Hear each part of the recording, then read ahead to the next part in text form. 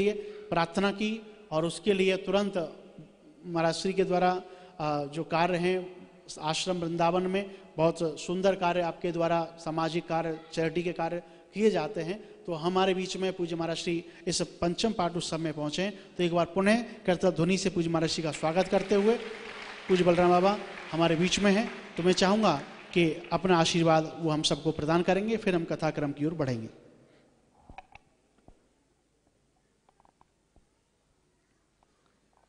सीतानाथ समारंभां श्रीरामानंदयार मध्यमाम् अस्मदाचार्यपर्यन्तां वन्दे गुरुश्री परम्परां वन्दे गुरुश्री परम्परां वन्दे महापुरुषते चरणारविन्दं वन्दे ब्रजवसुन्धरां वन्दे ब्रजवसुन्धरां।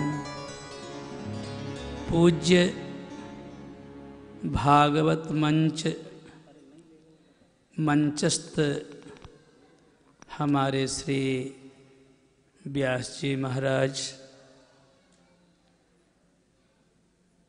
विद्वज्जन, संतजन, भक्तजन, भक्तमती माताओं, हम सब हमारे ठाकुर जी के पाठोत्सव में सम्मिलित हैं। मैं अपने देवकीनंदन ठाकुर जी से विशेष तो नहीं कह सकता, पर इतना जरूर कहता हूँ, ठाकुर जी ने वृंदावन की शान को बढ़ाया है।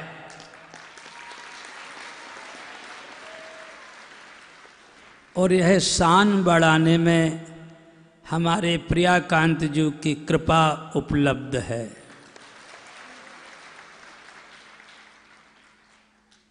उमा जी राम चरण रत विगत काम मद क्रोध निज प्रभुमय देखें जगत तब कहि सन करिए विरोध।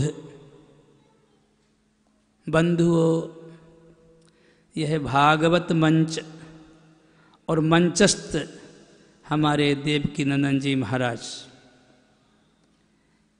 मैं खुले दिल से बात करना बहुत पसंद करता हूँ।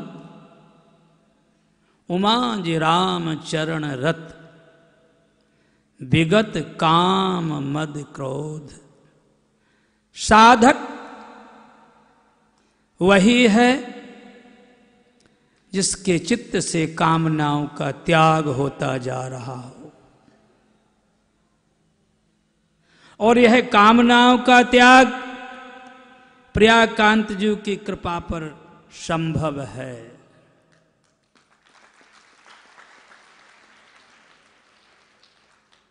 साधक वही है,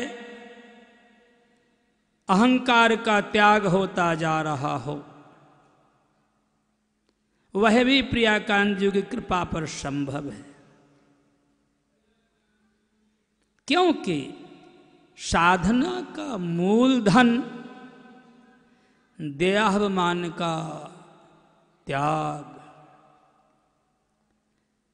हमारे महाराज श्री आपको सुनाते हैं, सुनाते रहेंगे और सुनाते ही रहेंगे, क्योंकि एकांत न वसना कंचनार्थम वांछन्ति वै भागवत प्रपन्न।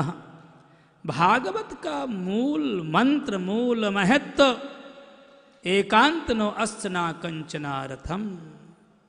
साधक वही है जो केवल गोविंद को चाहता। अस्तु मेरो तो गिरधर गोपाल दूसरो न कोई। साधना की भूमिका साधक चाहता तो है, पर वह भी प्रियाकांत जी की कृपा पर संभव होगा। हम सब जितने बैठे हुए हैं, इसके मूलाधार, इसके सूत्राधार हमारे देवकीनंदन जी महाराज।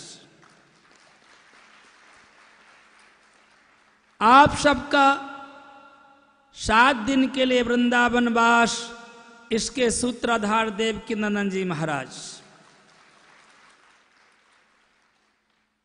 ब्रज का एक क्षण और भगवत प्रसाद का एक कण जीव का कल्याण करता है। हम सब वस्तुतः निश्चित सौभाग्यशाली हैं,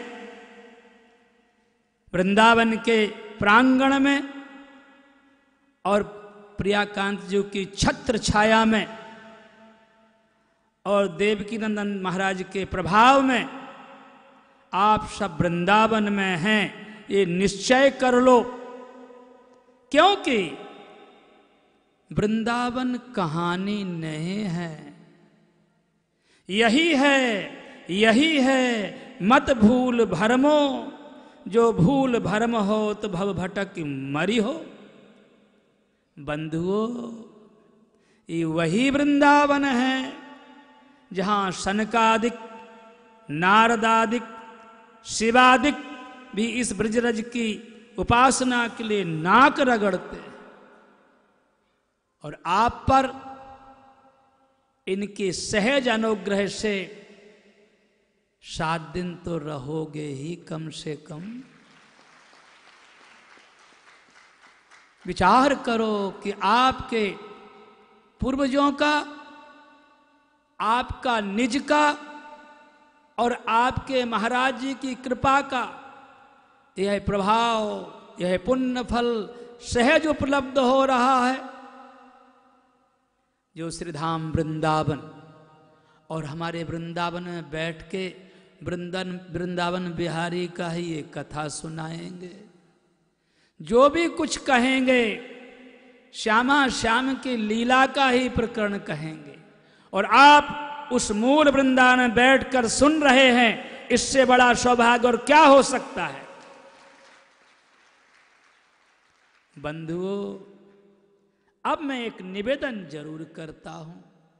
हमारे महाराज जी बोलते हैं आपको बोलना पड़ेगा। ऐसे बोलने से अच्छी बात है, पर जीवन में रट लग जाए तो बहुत अच्छी बात होगी।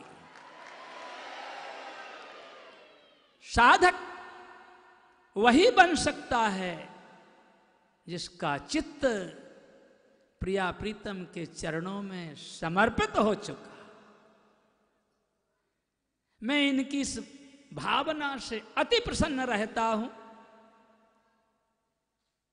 अपने दिल से, खुले दिल से जब ये बोलते हैं कि आपको बोलना ही पड़ेगा, और आप लोग एक स्वर से जब बोलते हैं तो यह गूंज प्रिया प्रीतम तक पहुंचती ही है, इसको पक्का करके मानो। क्योंकि बिन विश्वास भगत नहीं, तेहि बिन द्रवै न राम, राम कृपा बिन सपनेहु, जीव न लहे विश्राम। अपने गुरु की वाणी पर विश्वास करना साधक का परम कर्तव्य है। अपने आचार्य की वाणी पर विश्वास करना हमारा आपका परम कर्तव्य है। अपने शास्त्रों की वाणी पर, मर्यादा पर विश्वास करना हमारा आपका परम कर्तव्य है। उसको आप पालन करते हैं। और एक बार और जोर से बोलेंगे तो फिर कथा शुरू हो जाएगी। जय जय श्री राधे। इन्हीं शब्दों के साथ मैं अपने देवकीनंदन जी महाराज से, क्यों मैं इनसे बहुत सहज स्नेह करता हूं। हमारे वृंदावन के, आपको पता है या नहीं, हमारे देवकीनंदन जी हमारे श्री जी महाराज के कृपा पात्र हैं।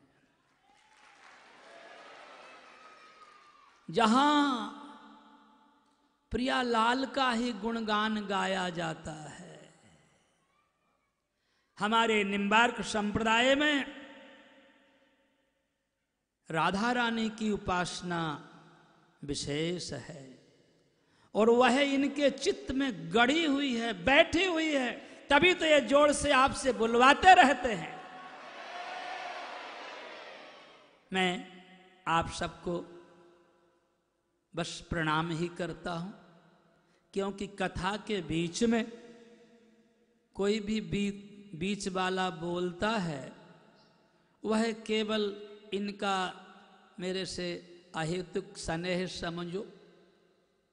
और मैं भी फक्कड़ बाबा जी हूँ, हर जगह जाता भी नहीं हूँ, पर इनकी सूचना पहुँची तो मैंने कहा देवकी नंदन जी के यहाँ तो जरूर जाऊंगा, लेकिन 2 मिनट को ही जाऊं, पर जाऊंगा जरूर।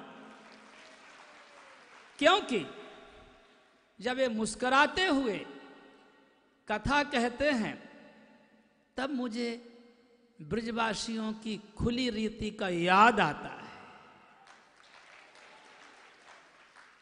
ये आप अपना सौभाग्य समझिए, भागवत वक्ता वैष्णव होना चाहिए, विद्वान होना चाहिए, ये तो अच्छी बात, और ब्रजवासी भी होना चाहिए तो बहुत अच्छी बात। इनमें सभी गुण संपन्न हैं। इनके माता पिता पूर्वजों का, गुरुजनों का आशीर्वाद है कि पहले लाल जी के रूप में और अब कथा में ठाकुर जी के रूप में, और यह भी प्रियाजू की कृपा ही समझ लेना। जिसको वर्ण करते हैं वो उंगली पकड़ के खींच लेते हैं। इनको भी अभी इनके लिए एक बात कह, इनको भी पता थोड़ी था कि इतने आगे तक वो खींच के ले जाएगा। क्यों? इमे वेश वृणते तेन लभ्य, जिसको चुनता है उसको खींच लेता है।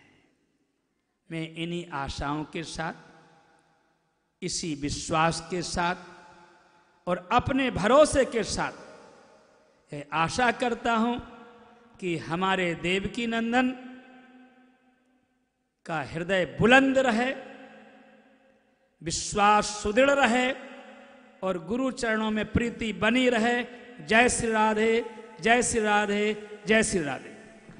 बहुत बहुत प्रणाम पूज्य महाराज श्री का। एक बार जोरदार ताली बजाकर पूज्य महाराज श्री का